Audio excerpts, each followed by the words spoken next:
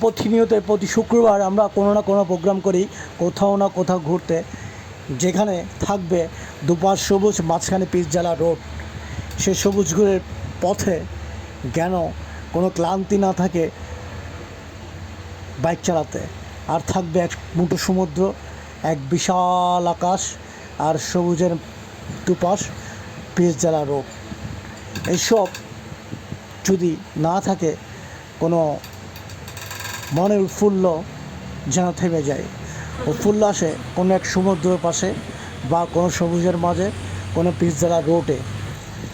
আমাদের মনের আসলে বিভিন্ন সময় বিভিন্ন রং খুঁজে, আমরাও সেই রঙের সাথে তাল মিলাতে কখনো সমুদ্র, কখনো সবুজের মাঝে, কখনো পাহাড়ের মাঝে গিয়ে স্থির হয়ে ভালো লাগা সৃষ্টি হয়।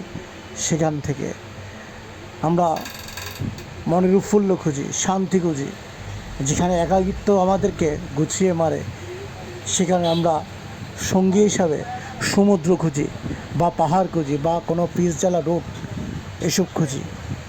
যে সমুদ্রের পাশে বসলে মনটা উৎফুল্ল হয়ে যায়, মানসিক শান্তি চলে আসে, সে সমুদ্র বারবার যেন আমাদেরকে ডাকে, তোমরা আসো, দেখে যাও। এক বিশালতার আকাশের নিচে সবুজের পাশে কিছু ছোটো ছোটো মাছের বোট আর কিছু পাড়ের মতো জলাশয় উঠেছে, যেগুলো দেখলে তোমার মন উৎফুল্ল হয়ে যাবে।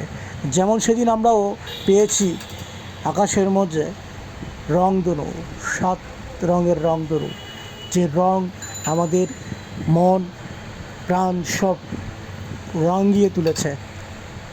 আর এই বাসগুলো দেখেছেন, এই ট্রাক ভর্তি ট্রাক, মালবাহী ট্রাক, এগুলো সবাই দাঁড়িয়ে আছে